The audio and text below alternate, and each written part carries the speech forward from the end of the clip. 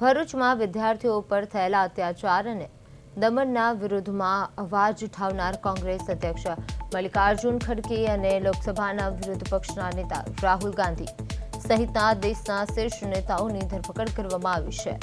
આ ઘટનાના ઘેરા પ્રત્યાઘાતો સમગ્ર દેશમાં પડી રહ્યા છે, જેના ભાગરૂપે આજે ભરૂચના પાંચબતી વિસ્તારમાં કોંગ્રેસ દ્વારા ઉગ્ર વિરોધ પ્રદર્શન યોજવામાં આવ્યું હતું।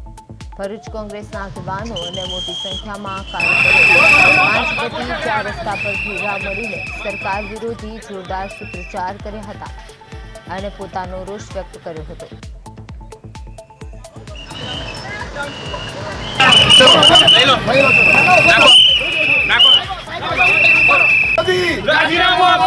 प्रधानमंत्री मोदी राजीनामा आपो।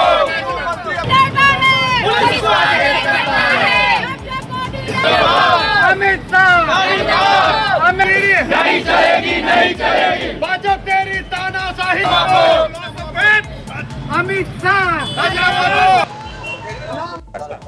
આ દેશનું યુવાન, આ દેશનું યુવાધન સંઘર્ષ કરી રહેલું છે જંતર મંતર પર, ત્યારે આજે દેશમાં જેની સાથે લાઠીચાર્જ કરવામાં આવેલો, અમાનવીય વર્તન કરવામાં આવ્યું મહિલાઓ સાથે, યુવાની દીકરીઓ સાથે, દીકરાઓ સાથે, એના વિરોધમાં સન્માનીય ખડગેજી અને રાહુલજીએ સંસદ અને રાજ્યસભામાં એની ચર્ચા માંગી, ત્યારે વિરોધ પક્ષેની, સત્તાધારી પક્ષેની ચર્ચા પણ ના કરી, ત્યારે ના છૂટકે એમને પ્રધાનમંત્રીના આવાસ પર જઈને ધરણા પર બેસવું પડ્યું।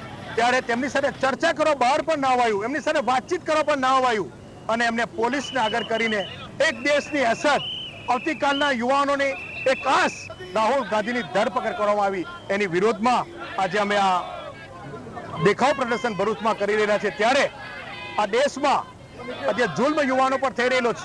બે ગુજરાતીઓ દ્વારા મને ગુજરાતનો થઈને એ વાતનું દુઃખ થાય છે કે મારા ગુજરાતનું માથું આજે સમગ્ર ગુજરાતનું નીચે દુખાઈ રહ્યું છે।